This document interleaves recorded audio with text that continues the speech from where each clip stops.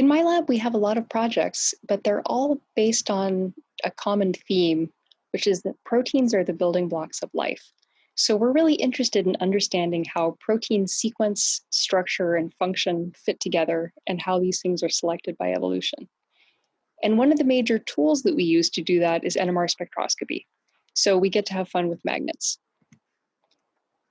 So let's talk about some of the systems that we work with.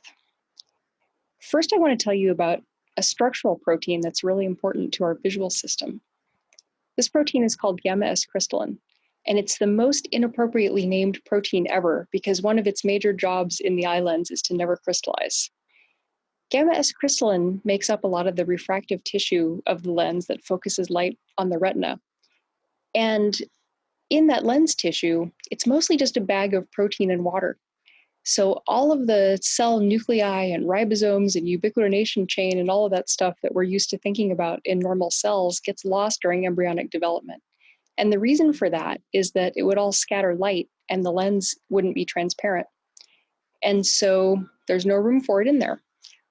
We're very interested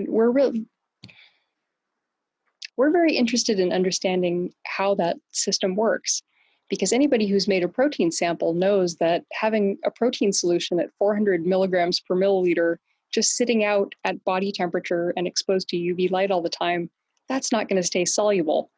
But it does in the eye lens, hopefully for your entire life.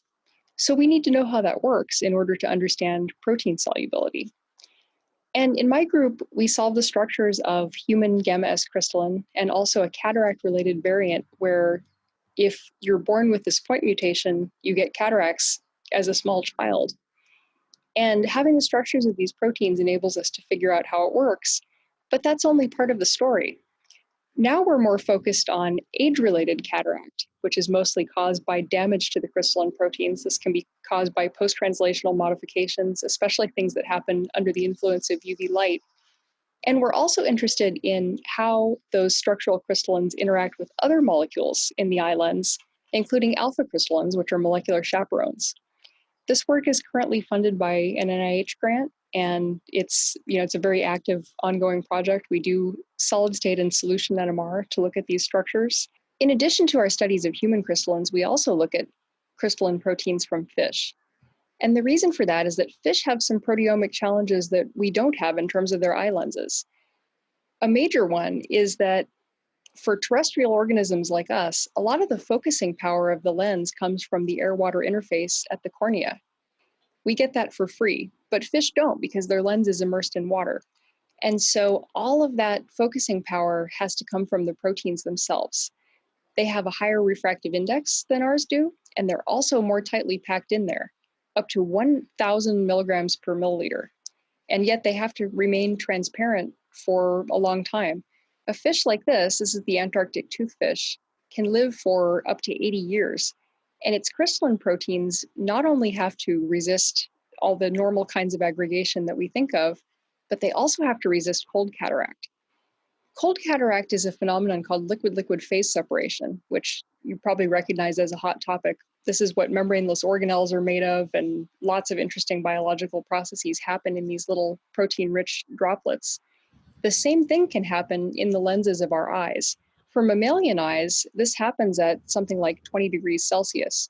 But this fish swims around in Antarctica where the water temperature is about -2 Celsius all year round, but its lenses resist cold cataract. Even though the whole lens resists cold cataract, some of the proteins work better than others. And this is something that we investigated in my lab. We made the recombinant proteins and looked at how cold we can get them before they start to undergo this liquid-liquid phase separation. And so we see a really big difference between the best one and the worst one, even though these proteins are very close to each other in sequence. And so one of the things that we set out to do is to change the worst protein into the best one with the smallest number of mutations possible. And this succeeded. We were able to make 3 mutations to residues on the surface and turn this, it's called gamma M8B crystalline, into one that's better than any of the natural ones seen in the fish. And then if we make a different 3 mutations, we can raise the onset temperature of liquid-liquid phase separation an equivalent amount. This is very exciting because not only does it mean that we understand more about how cold cataract happens or doesn't happen in lens proteins, but it also means that we can make artificial membraneless organelles and control their formation. So this has a lot of applications for all kinds of different purposes, and will also help us make a model system for understanding this kind of system. This project is funded by an NSF grant, and there are also some other wacky crystallines from non-human animals. And if that sounds interesting, please follow up and ask me about it.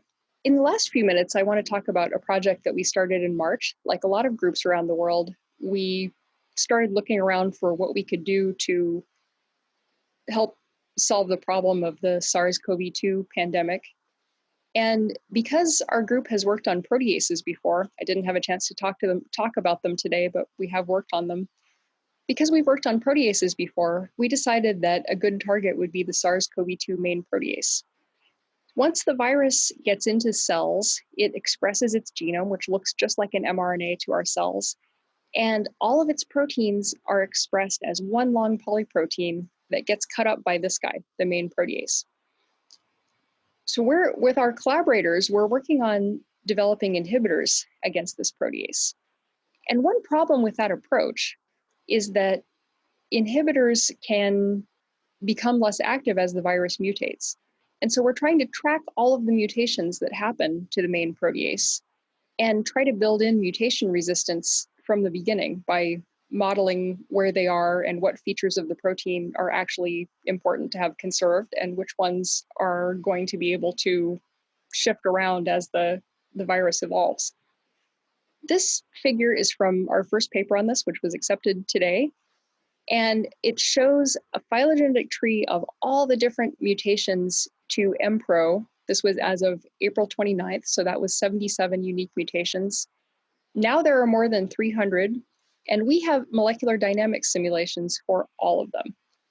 People in my group are tracking this every day, and then our collaborators are making these kinds of detailed MD simulations. And then we are performing different kinds of analysis on the structures to figure out, what are the important features for our inhibitors to have. And last but not least, one of the major techniques that we use to investigate all of these proteins is NMR spectroscopy. And one of my favorite things to do is to think of difficult biological problems where the NMR techniques that you need to solve them don't exist yet, and then build the instrumentation to make that happen. So in my group, there are a lot of people from different programs. We have people from chemistry, physics, CMB, lots of different backgrounds, and that's one of the things that makes it really exciting. And so some of the chemistry and physics people are actually building new NMR instrumentation to do experiments that we otherwise couldn't do.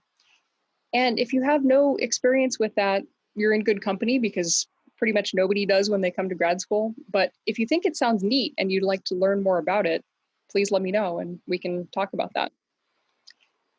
Okay, so this is the current group. And if you would like to meet these people and learn more about what we do, please get in touch with me and I will give you the link for our Zoom group meetings. And I hope to hear from some of you soon. Bye.